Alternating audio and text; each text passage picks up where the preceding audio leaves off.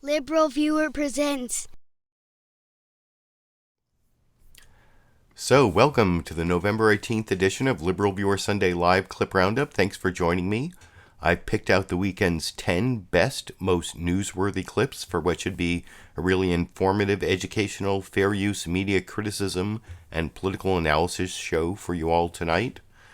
The political comedy source, I just picked out a clip from Saturday Night Live's Weekend Update. There weren't a lot of jokes about the topic I picked, which is it's Mueller time, because I'm thinking possibly that I'm looking forward to the next week. There are some intimations that there's going to be movement in the Mueller investigation sometime in the next week, which I will show clips sort of talking about that, the news clips at least, and then some newsmaker interviews. Donald Trump actually did an interview on Fox News Sunday. I'll have two clips from that. I'll have Adam Schiff, who Donald Trump insulted after watching his interview on This Week with George Stephanopoulos. I'll talk about that. Like I said, I've got 10 clips, starting with the Saturday Night Live clip, all on the It's Mueller Time topic. As usual, if you want to follow along with the notes that I take for myself, my clip list here, there's a link down in the video description. All of my clips other than the Saturday Night Live clip at the beginning, all the clips come from the big five corporate outlets of ABC, NBC, CBS, CNN, and Fox News, the so-called corporate media here in the United States. But before I get to those corporate news clips, as I said, I'm going to start with the one Mueller joke from Saturday Night Live's Weekend Update. This is kind of interesting because there's a fact in here that didn't make it into any of the news programs from the Sunday morning news analysis shows on the big five corporate outlets. They actually talk about the Roger Stone information that may be sort of a peek into the upcoming It's Mueller Time indictments that I will talk about after we watch that 34-second clip from Saturday Night Live's Weekend Update. Last night, the entire Weekend Update segment is available free on Saturday Night Live's YouTube channel, also, as usual, available down in the video description. I have a bit link that shows in this video that I framed in the YouTube player that I will talk about after we watch it together over here. According to new reports, 6 days before WikiLeaks released hacked emails from Hillary Clinton's campaign, Roger Stone, who I believe runs a haunted carnival, received a text from a friend reading, "Hillary Clinton's campaign will die this week," even though the actual moment her campaign died was when she said this: "Pokemon, go to the polls."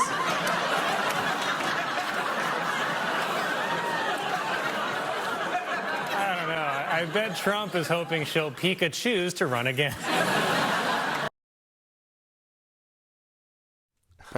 So that was kind of amusing. That was a good joke. There was like one Mueller joke in the Bill Maher monologue that I thought about taking, but I decided it was like not good enough. And, Bill Maher's about to take 2 months off, so there'll be no more Bill Maher clips till the middle of January.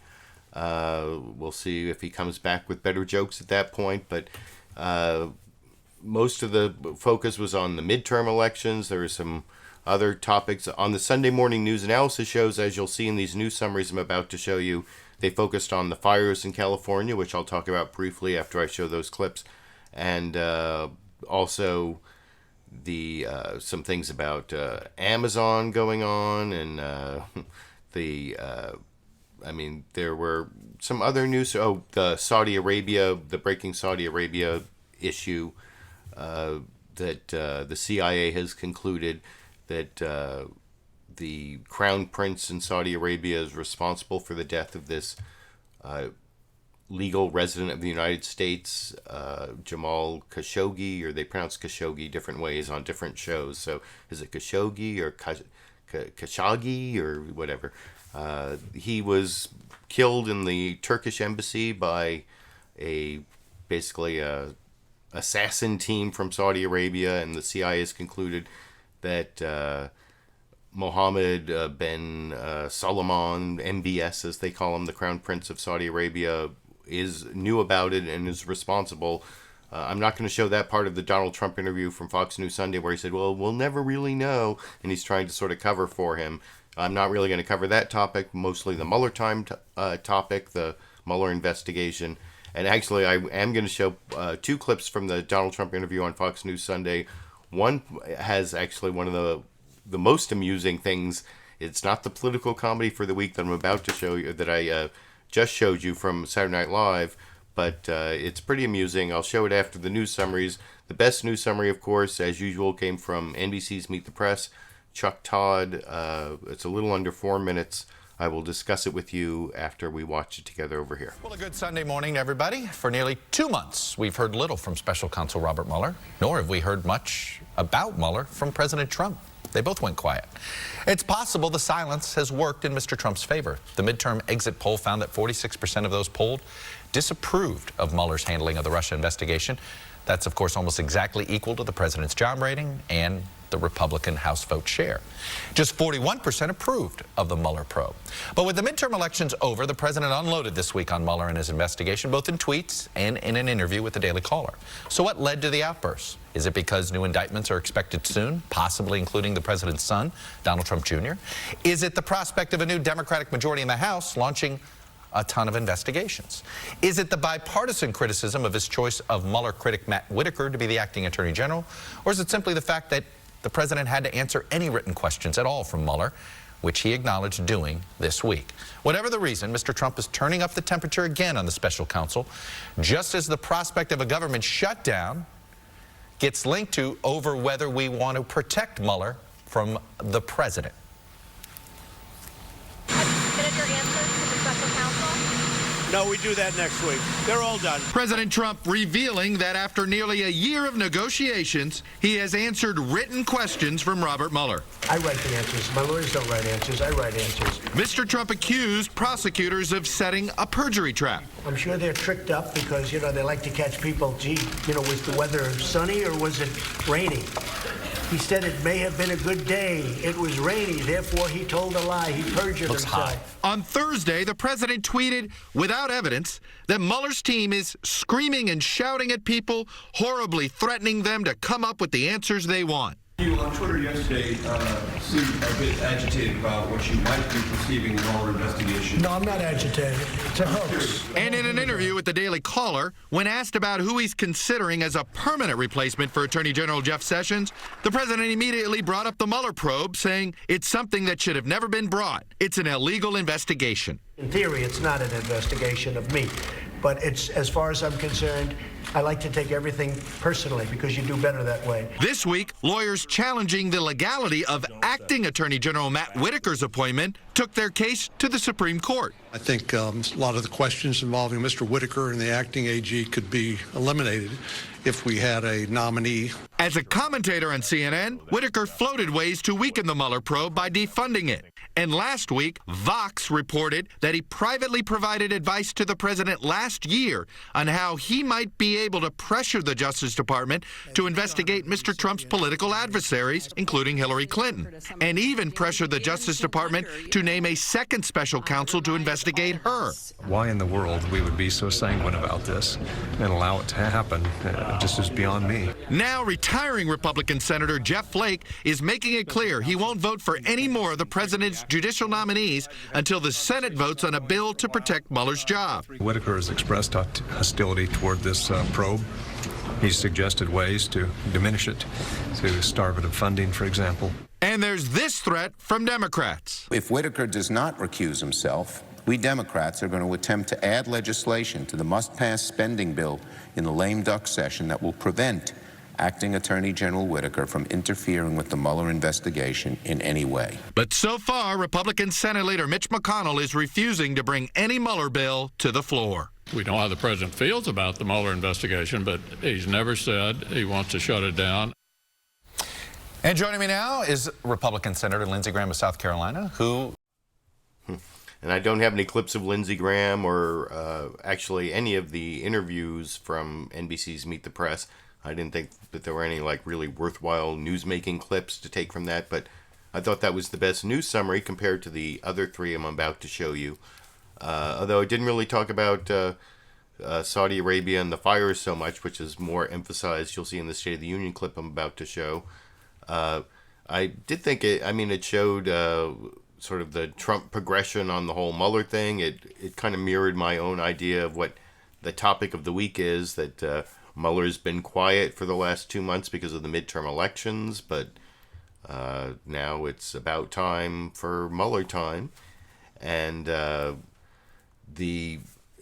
State of the Union clip from... Oh, and the one other thing I wanted to mention is there was a lot of emphasis in that NBC Meet the Press clip on Jeff Flake and how he's standing up to Donald Trump, trying to get this bill passed that would protect Robert Mueller. That's one of the things that Lindsey Graham talked about since he authored the bill, and he said it's constitutional and he's happy with it passing, but I didn't take a clip of that. But the last news clip I'm going to show you, clip number 10, if you're following along on the clip list that I have a link down in the video description to, that's Jeff Flake expanding on what he wants to happen, not on NBC's Meet the Press, but talking to Jake Tapper on State of the Union. And this next clip I'm going to show you is Jake Tapper starting off State of the Union, where the State of the Union is thoughts and prayers, which I thought that was like a bad phrase after all the shootings and the Republicans who send thoughts and prayers after mass shootings. But actually, it's not thoughts and prayers, it's thinking and praying. So it doesn't quite sound like thoughts and prayers. For the California fires, I also have a lot of empathy for... I know some people in Chico, not people in Paradise, but they have been really devastated. The death toll is up to like 76, I think, now. There's over 1,000 people missing, although hopefully those won't all turn out to be dead.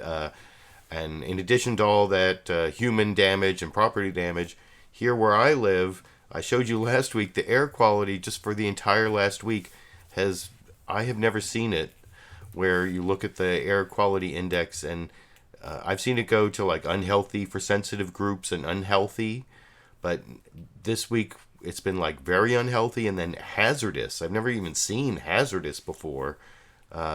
It's been pretty nasty. I had to walk a few blocks and my eyes and my nose were like running.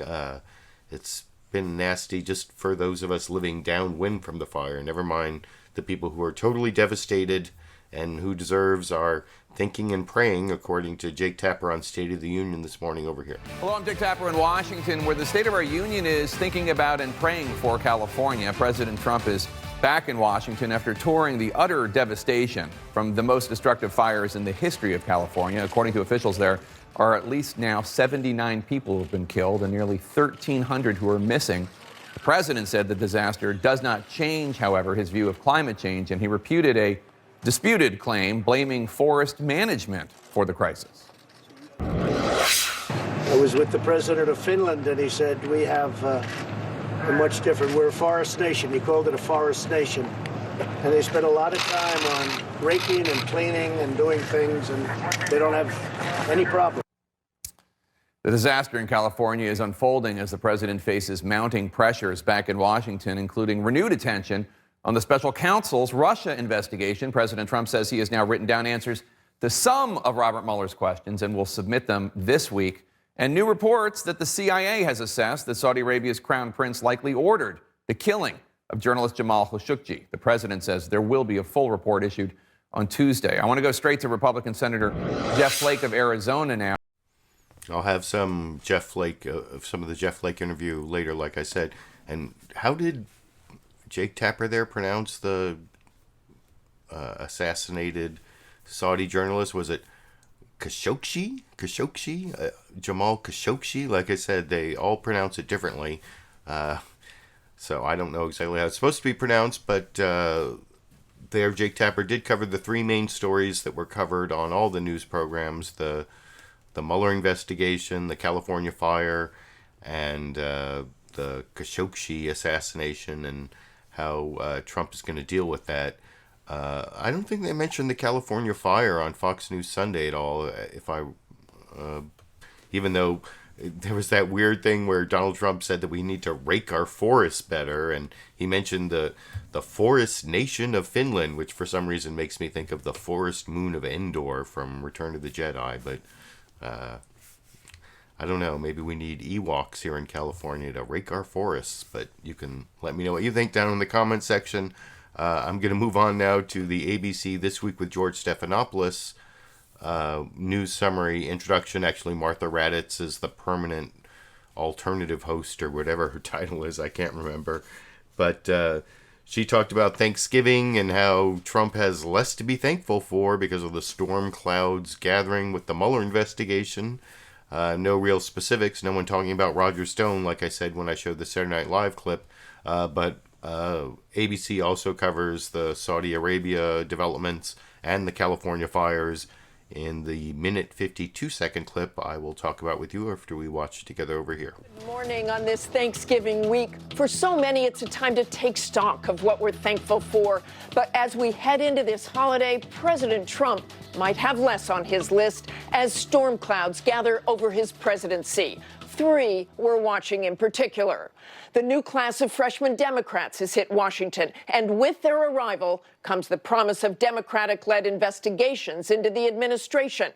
The Russia probe is intensifying. While there's no clear timeline for when Mueller will wrap his investigation, sources tell ABC News the special counsel is in the process of writing his final report. And Trump is facing added pressure as Congress eyes further action on Saudi Arabia over the killing of journalist Jamal Khashoggi, America's relationship with a close ally hanging in the balance. But on Saturday, the California wildfires were front and center, taking the president west to survey the damage. Parts of that state now barely recognizable, ravaged by the so-called Camp Fire, considered the deadliest and most destructive wildfire in California's history. Trump pledged federal assistance, praised first responders, and stood shoulder to shoulder with California Governor Jerry Brown and incoming Governor Gavin Newsom.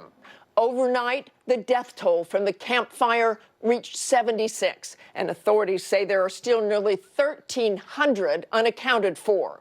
Already, almost 150,000 acres scorched, nearly 13,000 structures destroyed, leaving so many without a home to return to, and the fire is only 55% contained. Butte County Sheriff Corey Honia has seen this devastation firsthand, and he joins me now. Good morning. And I don't have any clips from that interview, but 55% contained. That they say that it may be like contained by November 30th. Which that's pretty nasty. And it's the most destructive wildfire in California history. I don't think Donald Trump is really dealing with it the way it should be dealt with. But like I said, that's not really the topic I'm covering. The main topic I'm covering is the Mueller investigation, which, as you saw, there was some general coverage of in the ABC This Week with George Stephanopoulos news summary there.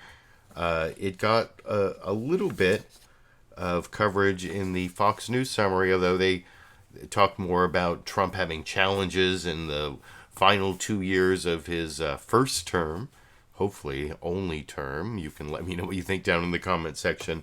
Also talked about the Democratic House, North Korea, which didn't really show up in any of the other news summaries. And anyway, I'll talk about that with you after. This is just 41 seconds long, the Fox News Sunday news summary. A little bit different from the other ones, as usual, over here. And hello again from Fox News in Washington. As President Trump starts the final 2 years of his term, he faces new challenges. For the first time, he must deal with a divided Congress after Democrats regain control of the House. Robert Mueller's Russia probe appears to be reaching its conclusion. And there are new challenges overseas from allies like Saudi Arabia and adversaries like North Korea.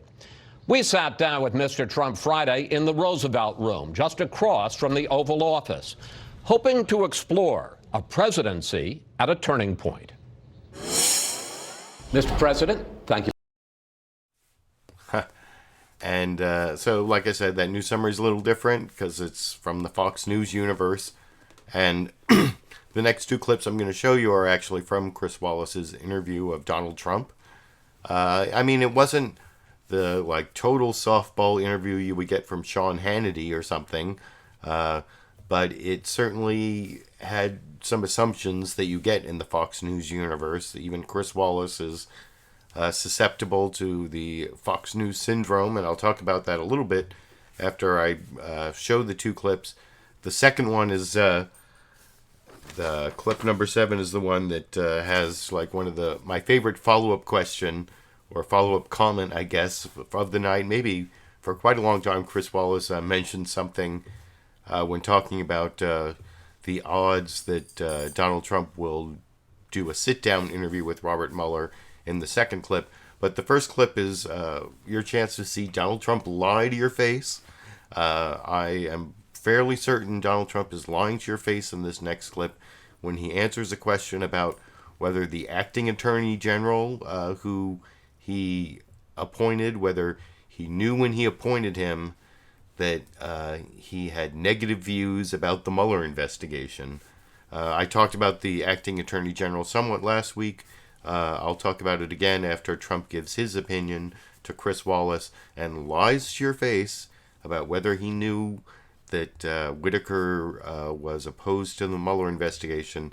And Chris Wallace shows him clips, but doesn't call him a liar to his face, I guess, which you can tell me if you think that's good journalism or not after we watch that 2-minute, 37-second clip together over here. Already made at least one big change, naming Matt Whitaker as your acting attorney general. He has a long record of speaking out against the special counsel and his probe.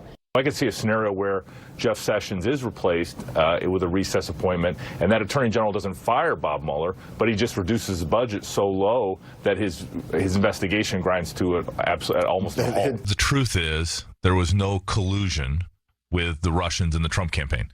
Did you know, before you appointed him, that he had that record and was so critical of Robert Mueller? I did not know that. I did not know he took views on the Mueller investigation as such. And when you found that out?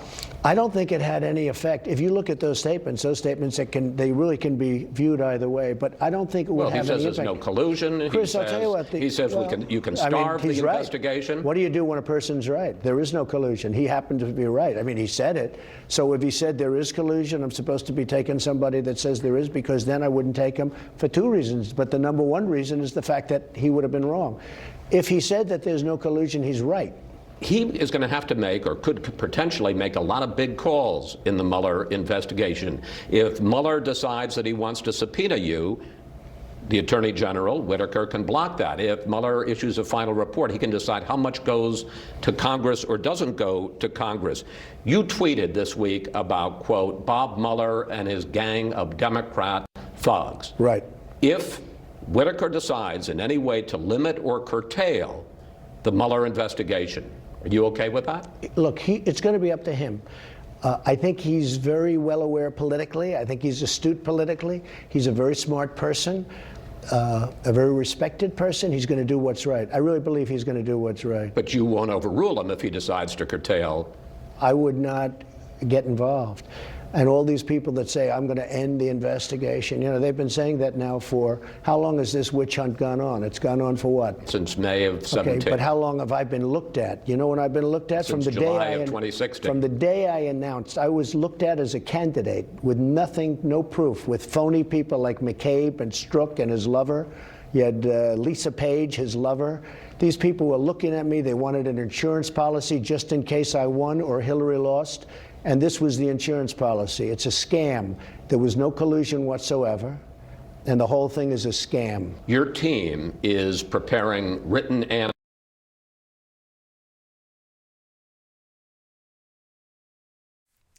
So that collusion thing, that's important because remember that Roger Stone story I showed at the beginning from Weekend Update on Saturday Night Live? That could be the breaking collusion part of this. And, you know, Donald Trump had to answer questions he gave written answers to the Mueller investigation this week. That's something you'll see Chris Wallace ask him about in the next clip I'm going to show. And supposedly, you know, he was going to have his attorneys answer these questions to avoid any liability himself. But you saw in some of the news summaries, he's like so stupid. He said, no, not my attorneys. I answered those questions, which makes him have more liability if there are any errors in there. And, you know, I wonder if there were any questions about James Corsi and what's his name? Is it Charlie Frederico, or the Roger Stone guy, friend of Roger Stone? Do I have his first name right? If I got it wrong, I'm sure someone will let me know. And then Roger Stone, of course. I wonder if there are questions about, since he only answered questions about collusion, I wonder if there are questions about whether he was told by any of those people about the WikiLeaks dump of Hillary Clinton and John Podesta emails, if he knew about that in advance and he had to like answer one way or the other, and that's what got him so upset last week when, last week the title of my video was Trump Trapped, that no one was really talking about that last week so much, and then it became more and more clear that he seemed to be lashing out. But in the Chris Wallace interview on Fox News Sunday, he tried very hard to look calm and collected. He didn't rant, and he said that he wasn't depressed, that he was happy, although he did try to claim that the midterm elections were a big success. And a clip I'm not going to show as usual. If you want to see the whole interview, there's a link down in the video description to the whole Fox News Sunday program, as there is to the source of almost all my clips. This is where, like I said, this next clip is the second Donald Trump interview clip from Chris Wallace, where he talks about the Mueller interview questions, and this also has my favorite Chris Wallace follow-up question. This is one of the most amusing follow-up questions. It's like unintentional political comedy. I don't know. When Trump says, Chris Wallace is trying to ask him, what are the odds you're actually going to sit down with Robert Mueller? He says, probably not. What are the odds? And he says, I don't do odds. And that's where my favorite Chris Wallace follow-up question comes from. Over here. Is preparing written answers to questions about... No, not my team. I'm preparing written answers. I'm the one that does the answer. Yes. Are they writing them out? Yes. Yeah, they're writing what I tell them to write. Are they going to be submitted? At some point very soon, yes. I've completed them. So you are submitting... And it wasn't a big deal. By the way, it wasn't a big deal. The questions were asked and answered. It wasn't a big deal. They make it like I had meetings for many, many hours. I got the questions. I responded. We wrote them out. I read them once. I read them a second time. We made some changes. That's it. They're very simple. You know why? I did nothing wrong. Here's my question, though. You are submitting written answers to the special counsel about the issue of collusion, but not on obstruction of justice. Well, there was no obstruction of justice. Let me, if I may, sir, just I think they probably agree with that. And all you have to do is look at Article 2. Is that your final position, that there's going to be no sit-down interview and nothing, written or in person, on obstruction? I would say probably. Probably. I mean, I can change my mind, but probably. I think we've wasted enough time on this witch hunt, and the answer is probably. We're finished. What are the odds? 1 in 100? I don't do odds. I gave very detailed... You ran casinos, sir. You're right, and very successfully, actually. We gave very, very complete answers to a lot of questions that I shouldn't have even been asked. And I think that should solve the problem. I hope it solves the problem. If it doesn't, I'll be told and we'll make a decision at that time. But probably this is the end. Turkish President Erdogan. And like I said, he asked him about the Turkish president and the asking for the whole Jamal Khashoggi thing, and he kind of covered for the Crown Prince of Saudi Arabia. But did you see there where Donald Trump said he didn't do odds, and Chris Wallace said, well, you ran a casino, sir. And Donald Trump said, yes, and of course lied to your face again, saying that his casinos were very successful, when of course his casinos went bankrupt. Who can lose money on a casino where people are actually giving you money in a system that's like designed to make them lose money? Only Donald Trump, I guess, could go bankrupt in that situation, but he lied to your face again, as he did in the previous clip. If you want to see the whole Donald Trump interview, like I said, Fox News Sunday, down at a link in the video description. The next clip I'm going to show you is Adam Schiff, and then I'll show you Donald Trump's tweet in poor taste attacking little Adam Schiff, but he didn't say Schiff. I'll show you that in a minute, for what he says in this next clip. This is 2.5 minutes from ABC's This Week with George Stephanopoulos, Martha Raddatz asking Adam Schiff, who is going to be the chair of the House Intelligence Committee starting in January, most likely, presumptively, and asking him about the new acting Attorney General Whitaker, whether his appointment was unconstitutional and will he fight it.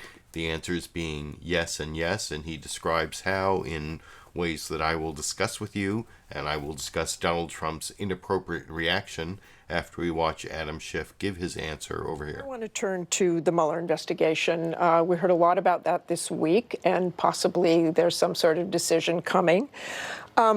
He appointed Acting Attorney General Matt Whitaker. The Justice Department this week defended the move, arguing it's legal under what they call the Vacancies Reform Act, and noted that Presidents Obama and George Bush both appointed non-Senate confirmed officials to a cabinet office. Will Democrats still challenge that appointment, and are you concerned about him overseeing the Mueller investigation? Yes and yes. I think the appointment is unconstitutional. He's clearly a principal officer, and the fact that he is a temporary principal officer doesn't mean that that is any less subject to Senate confirmation. Constitutionally, it has to be subject to confirmation. I think they lose that case when it goes to the Supreme Court.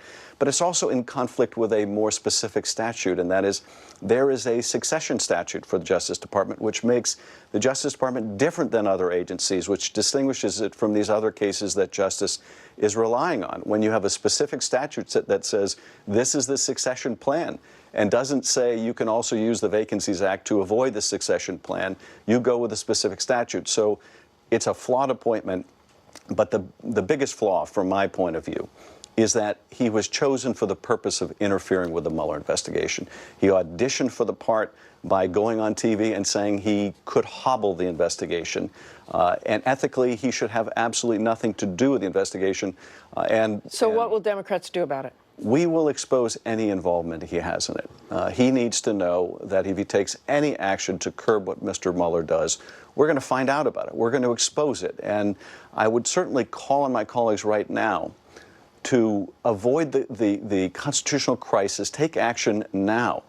Speak out against this appointment. You can imagine that if a Democratic president whose administration was effectively under investigation appointed someone as Attorney General who had expressed hostility to that investigation, talked about crippling it, the hue and cry. And they would be right. And we are right to raise this. This is an attack on the rule of law.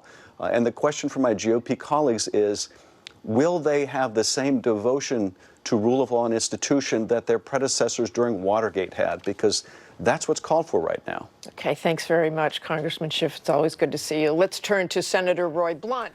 So there's Representative Adam Schiff explaining how the Democrats are going to check the acting Attorney General Whitaker and any possible attacks on the Mueller investigation, that through exposing it using their subpoena power and their power to do oversight. I'm actually going to show a clip from Elijah Cummings, the incoming presumptive chair of the House Oversight and Government Reform Committee, from CBS's Face the Nation in just a second. But I promised I would show you Donald Trump's reaction to that Adam Schiff clip you just saw. Here it is. So funny to see little Adam Shit, Democrat from California, talking about the fact that Attorney General Matt Whitaker was not approved by the Senate, but not mentioning the fact that Bob Mueller, who is highly conflicted, was not approved by the Senate. So that's like elementary schoolyard level little Adam Shit. That's our president saying that? That's pretty... I took a screenshot of that because I thought he was going to delete that, but that was apparently intentional. Last I looked, it's still up, and that's our president. What do you think about that? And the stupid argument in there about the acting attorney general being approved by the Senate, but not Bob Mueller. Well, of course, Bob Mueller was approved by the Senate, as was Matt Whitaker in previous iterations of the Senate for previous jobs. But the thing is, if you read your Constitution, and I talked about this in much more detail last week, you have your Constitution here, and you look at Article 2, Section 2, Clause 2, the Appointments Clause. It talks about principal officers, and principal officers are people who report directly to the United States, to the President of the United States, like the Attorney General reports directly to the President of the United States. Does Bob Mueller report directly to the President of the United States? Answer is no. Under Supreme Court precedent, that means Bob Mueller is not a principal officer requiring Senate confirmation. He reports to the Attorney General, or if the Attorney General is recused, to the Deputy Attorney General, Rod Rosenstein.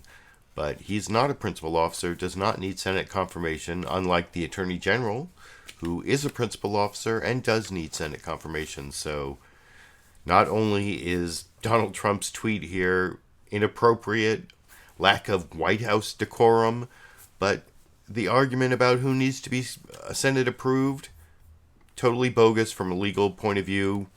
If you know what a principal officer is, if you read Article 2, Section 2, Clause 2 of the Constitution, it's pretty clear. So I just wanted to point that out.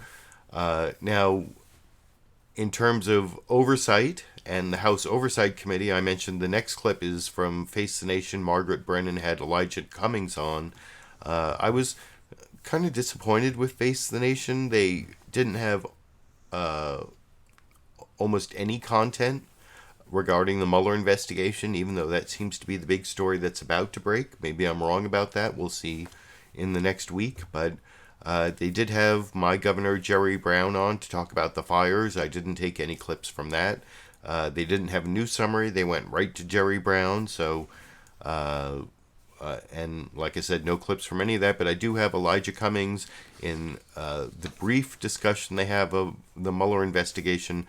Margaret Brennan, and she asked whether they're going to force Matthew Whitaker, the acting Attorney General, to recuse himself, which is kind of not a very informed question because that's not something the House can do, but they can do other things Elijah Cummings talks about in this 2-minute 44-second clip I will talk about with you after we watch together over here. The President said this morning on Fox News in an interview with Chris Wallace, he said that the acting Attorney General, Matthew Whitaker, has the power to block any subpoena request from the special counsel to the President. The President suggested that he's done answering questions.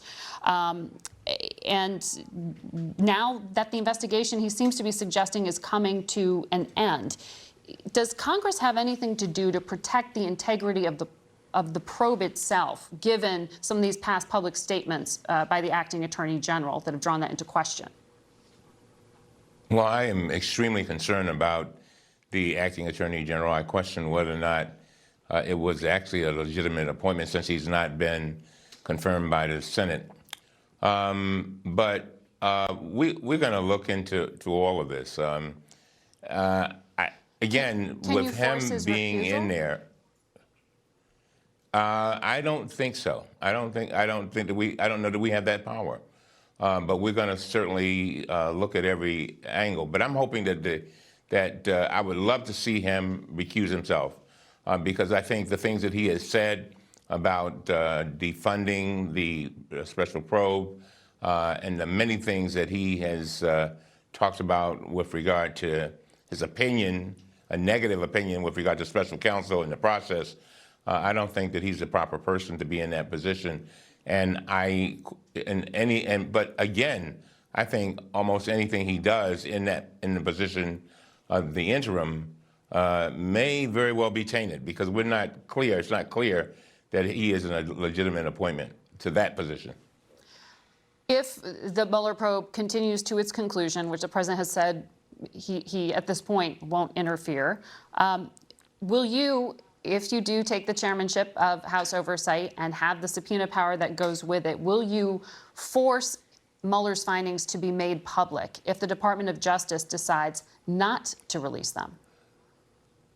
I would love to see it become public, because basically in this last election, what the public has said is that they want accountability and they want transparency. And they have paid for an investigation by one of our greatest public servants, Mr. Mueller, Special Counsel Mueller. And so I would do anything and everything in my power to have the findings presented to not only to the Congress, but to the people of the United States. I think it's very important. If you take this chairmanship, what's your top? And then Margaret Brennan goes on to ask Elijah Cummings about non-Mueller, non-Russia probe or impeachment investigation related matters, about what his priorities are as a leading Democrat coming into the majority in January. But I was a little disappointed that there wasn't more talk about the Mueller probe in CBS's Face the Nation. Also, I don't think the word impeachment came up anywhere, which should be a topic people are talking about, at least as Democrats are coming to take over the House of Representatives. Impeachment, of course, is just the accusation against Donald Trump. Removal, as I've talked about many times, if you read your Constitution, would require 67 senators.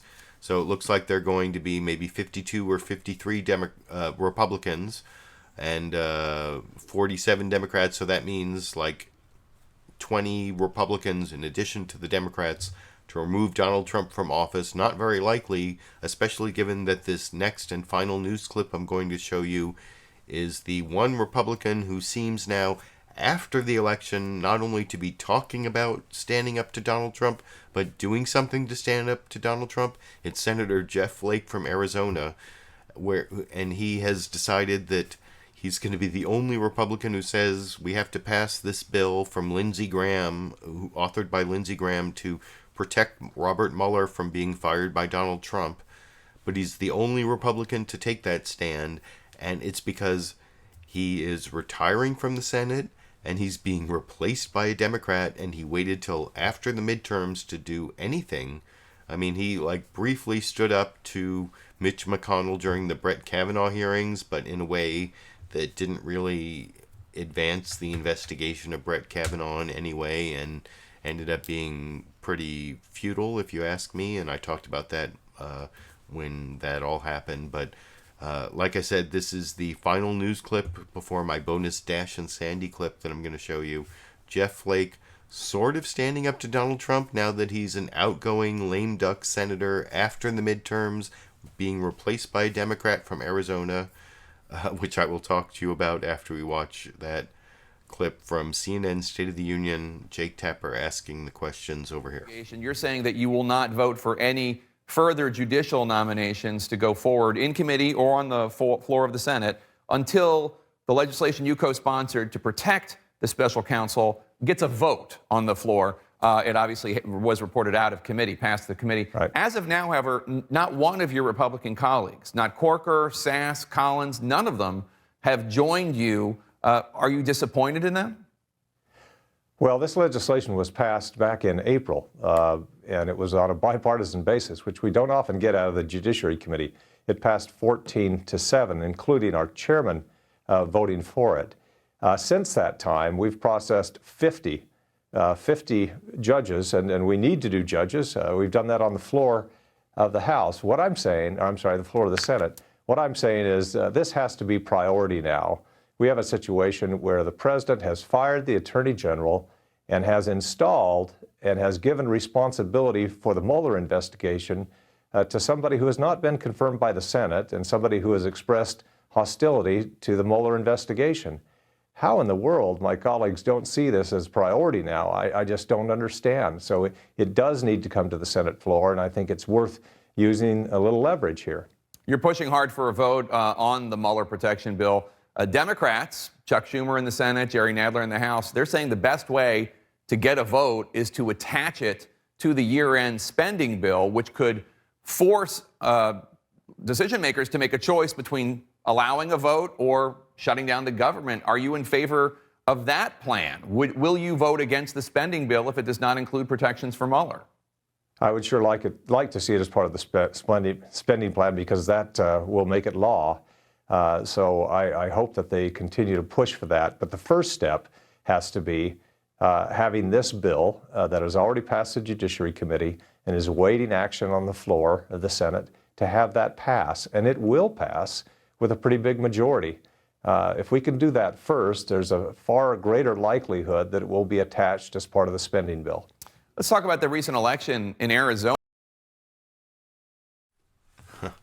And like I said, if you want to watch the full interview, if you want to watch the full version of any of the shows I take my clips from, or at least large portions thereof, there are links down in the video description. That was the final news clip. Jeff Flake, the senator from Arizona, the Republican who may or may not run against Donald Trump in 2020. That's one of the questions Jake Tapper asked him that I didn't take a clip from. But he sort of is standing up to Trump in the final few minutes of his term when he's been replaced by a Democrat. Was that standing up to Trump, taking a stand? I'm not going to vote for any judicial nominees if they don't pass this bill to protect Robert Mueller's investigation. And I support, and he supports Democrats attaching it to a must-pass spending bill that would stop the government from shutting down in December. That seems to be a topic that might warrant coverage in the future, but those are the top 10 clips on It's Mueller Time, because that all may become much more important in the next week if Mueller sometime in the next 7 or 8 days, and I think almost definitely sometime in 2018 there are going to be more indictments coming from Mueller, maybe even the report, and that will be big news, which I will cover on my Sunday live clip roundups. Maybe I'll also have time to make some of the edited, produced videos I've talked about. I'm definitely making that turn the Supreme Court up to 11 video at some point. There's been a lot of ACLU stuff that's taken up my time in the last couple weeks, and probably for the next couple weeks, at least through December 4th, where there's a local ACLU issue I've been working on. But after that, maybe I'll have time to give you all edited, produced videos during the week, in addition to my Sunday live clip roundup this week and every week for the foreseeable future. I appreciate all of you who showed up for the live show to support my video. Also, those of you who supported it financially during the live show with Super Chat contributions. Here's the ones I saw before that last clip.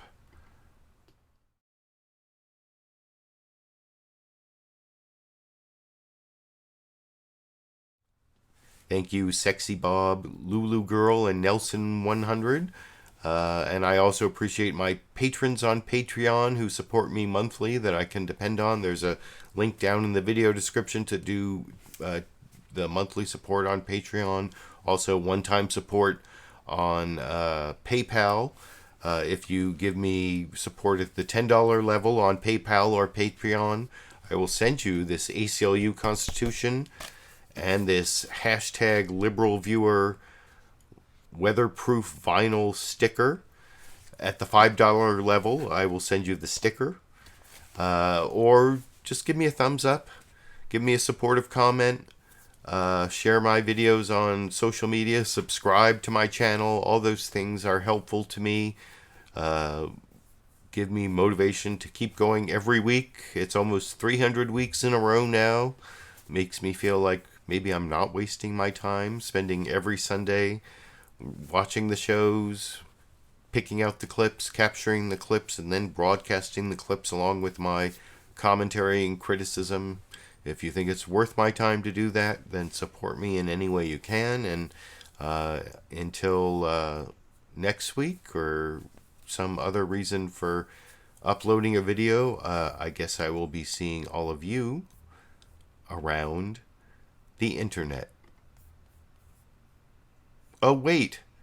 I can't do that because I promised you a bonus Dash and Sandy clip and I never showed it. Here it is from earlier today when Dash and Sandy were getting ready for the show. Here's the bonus Dash and Sandy clip that I promised before I end the show.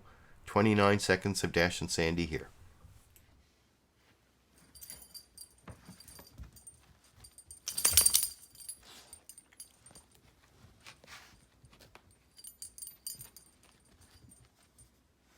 Sandy, come here.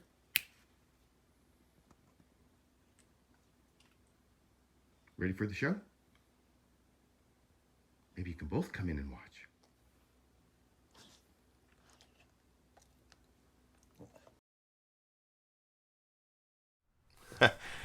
Okay, there you go. The bonus Dash and Sandy clip. I saw people saying show over already, or someone saying show over already. Well, the length of the show is based on how long the clips are. The clips were only about 20 minutes long. So that means the show should be like 40 minutes long. It's actually more like 50 minutes long.